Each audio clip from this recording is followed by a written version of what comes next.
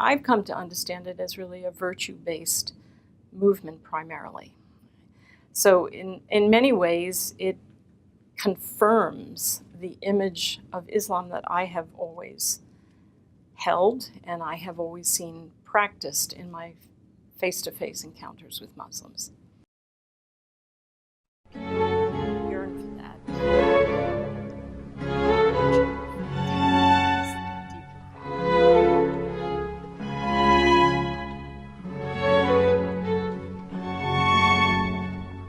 I think one of the things that drew me to the Hizmet movement was the fact that in teaching,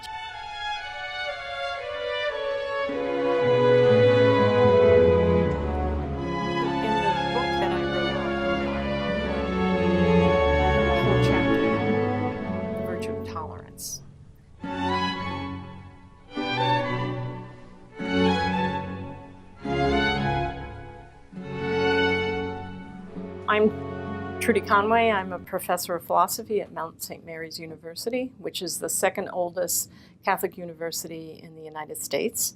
And I have been teaching at the university for approximately 35 years.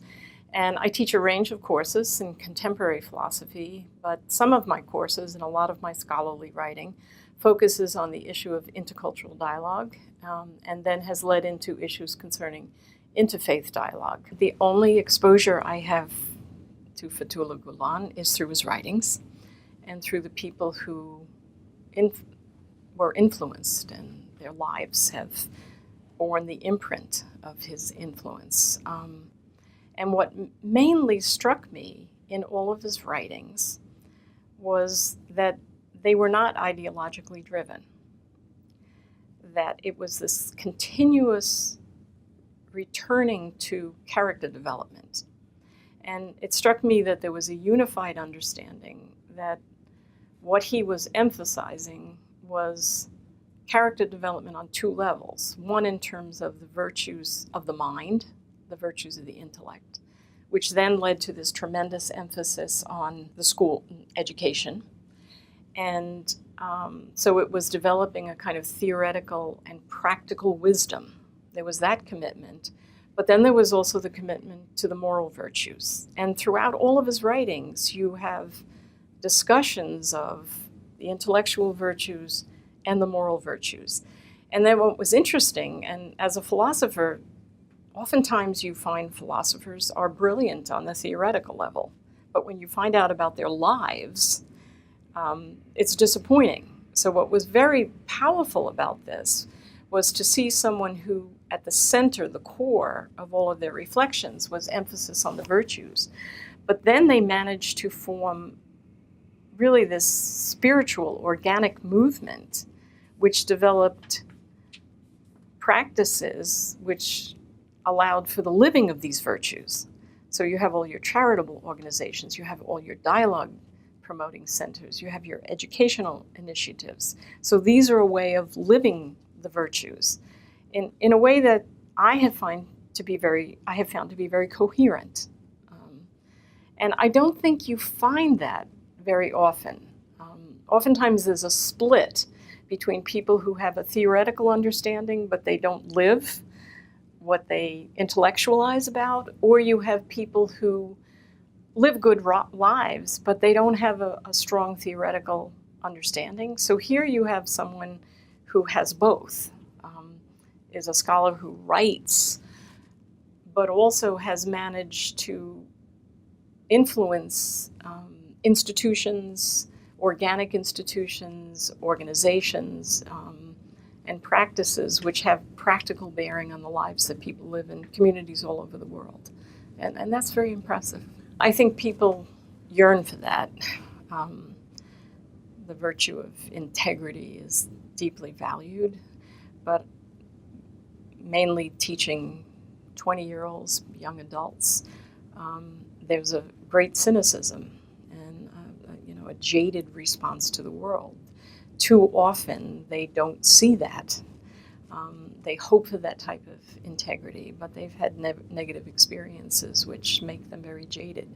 So I think they yearn for that, and to have exposure to people that further their hope for the possibility of living lives that are grounded in sincerity and integrity, and the hope that you can live a life that is consistent with the values that you espouse and the beliefs that you have, and you have the courage and the perseverance and the conviction to live that. I find that is really what youth need, and I think in many ways that's what most probably draws people to the movement.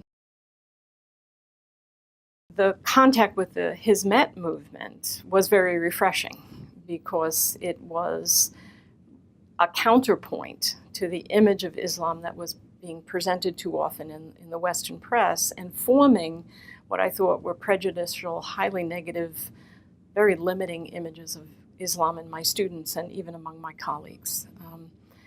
And I've always understood Islam to be centered about a core of religious beliefs that lead to particular affirmations of values and practices which center on the practicing of particular virtues. And central to those virtues are tolerance, which I understand to be more richly understood in terms of the virtue of hospitality, compassion, mercy, justice. And all of these virtues, which are considered in the Western philosophical tradition and a number of religious traditions, stem from a fundamental understanding of the virtue of love.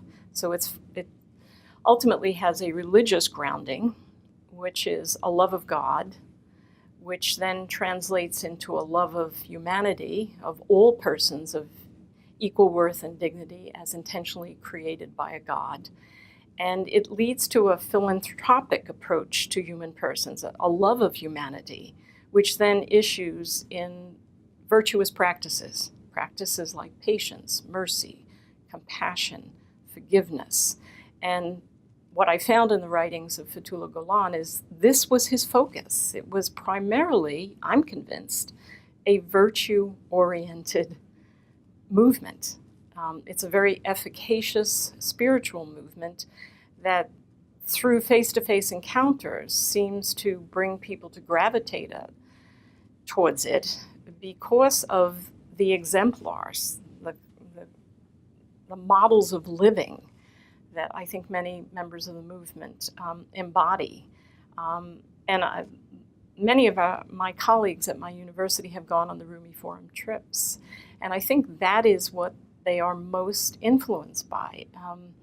Not theoretical understandings, not ideological discussions, but face-to-face encounters with persons that they come to see as really embodying some of the most fundamental virtues. So I've come to understand it as really a virtue-based movement primarily. So in many ways, it confirms the image of Islam that I have always held and I have always seen practiced in my face-to-face encounters with Muslims.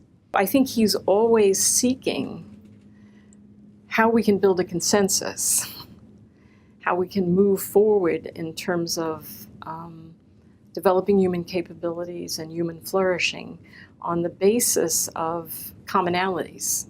And I think that's what he's always gravitating towards.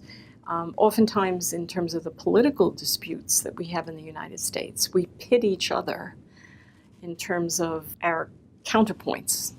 And there's not this emphasis towards identifying what are the common ground, what can we build a consensus upon, and have a shared agenda where we move forward. So I think he contributes very much towards that. And that's at the heart of building a civil society, especially civil societies, for example, in the United States, where you have tremendous diversity, ethnic diversity, religious diversity. You have to be able to identify certain core common values and beliefs on the basis of which you can build a consensus. And then you can move to address the more complicated issues of contentious disagreements. But unless you build that common ground, there's no capacity for moving forward. And I think that's what is very much emphasized in the writings of Gulen. I think it's fundamentally a philanthropic service movement. I mean, it's grounded in a love of humanity and marshaling your resources and your capabilities to furthering the well-being of humanity. I'm a professor. I've committed my whole life to teaching. So I am convinced that ultimately education is the most foundational philanthropic activity. Right? You are orienting persons towards concern with human well-being, developing their own talents and using them in ways that promote their own well-being and the well-being of others. But also, you're doing it by tapping into, identifying, enhancing their capabilities, right? So it seems to me the most foundational way that you promote human flourishing is by focusing on education. It's the most enduring, it's the most sustaining, and it's the most influential. So to me, it makes perfect sense. I value the service work that is done by the Hizmet movement in terms of the charitable organizations, especially when they respond to particular kind of disasters where there's grave human suffering. Of course, that's very important. But if you are going to enhance human well-being in a sustained, continuous way over time, the way you do it is by educating. You educate doctors who then, in times of disasters, they can serve humanity. So I think really it's the wisest way. It's the wisest way. I have recommended many of our faculty to come on the Turkey trips. And I think what it is I have been blessed through the good fortune of my life to travel to many different parts of the world. I've traveled through lots of countries that are predominantly Muslim. So it's just been part of my own life experience. But I'm amazed at the number of, for example, Americans who, until they met my husband, who is a Muslim, they never encountered a Muslim. So everything that is presented is in terms of the media. And I'll give you one example. A colleague in my department was planning on going on the trip. And he came to me and he said his wife was very concerned with him being the father of 5 children, whether it was very risky for him to travel into a predominantly Islamic country. And I said, go on the trip, and then you will understand the shame you feel now in having thought that way. So I think you can teach things in courses. You can have faculty seminars, you can have symposia, but it is actually through the direct experience of people where you transform hearts and minds. Right?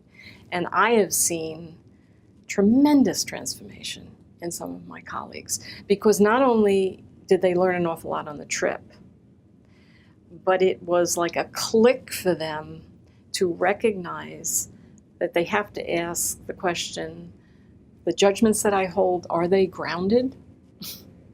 Is it in my direct experience? Am I sure that the images of persons that are being presented have any foundation? So I think it's had a tremendous influence on them. So I would say just the face-to-face encounters with Muslims is the most powerful influence, because especially in terms of the really horrific, distorted image that people in the West have of Muslims in the contemporary world. So it's a counterbalance that is so needed.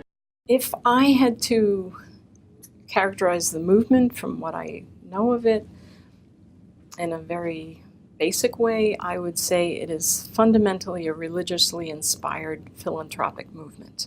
Hizmet and the philosophy that Mr. Gülen espouses provides for all people, not only Christians or Muslims, but for all people to share their ideas and to have a greater understanding of Islam, and that it is a religion of peace and unity.